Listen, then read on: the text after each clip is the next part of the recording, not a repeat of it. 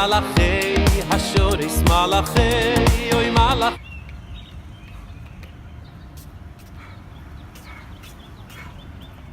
10,000, my friends. I did it. I hit 10,000 steps for today, which was my goal. You know, I don't like working out, but I got a buddy, his name is Dave, and he pushes me. Zalman, you can do it, another step.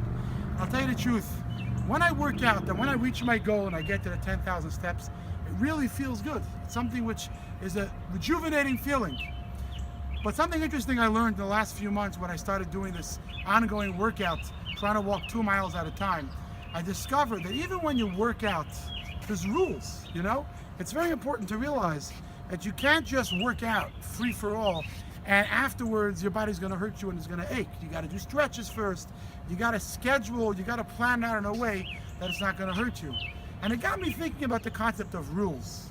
You see, we're standing right now next to my good friend Mr. Naismith, who was a very proud Jewhawk, and we're standing next to the building which is actually housing the Jayhawk Pride, which is the original rules of the basketball game, which really makes me think about rules. You know, I hate rules. And you know what else? My kids hate rules as well. And the reason why we don't like rules is because we feel like rules are very limiting. But at the same time, there's a hobby of mine which I really love, and that is to write. I love writing. I love expressing myself through the power of the pen. But every time I write something, I have to send it to a friend who's an editor to look it over and make sure the grammar actually makes sense. And that taught me a very powerful lesson.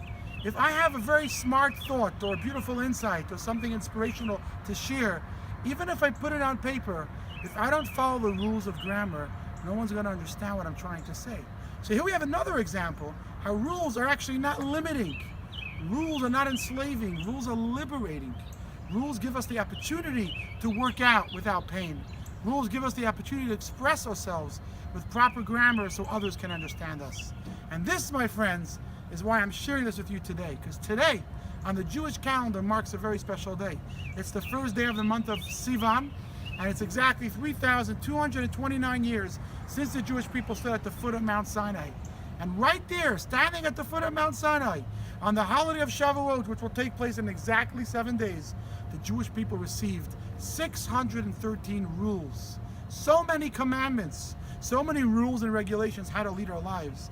And sometimes it may seem like the Torah is a burden. The Torah is there to limit us.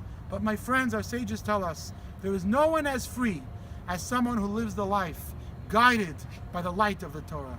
Because the Torah may be a set of rules, but really it's a set of guidelines that can lift you up and bring you to a whole new place. So I want to encourage you, my friends, wherever you're going to be this coming Wednesday, make an effort to make it to a synagogue near you, or wherever there's Chabad. So find the Chabad house near you and listen to the reading of the 10 Commandments, because there are going to be rules that are truly going to give you a slam dunk.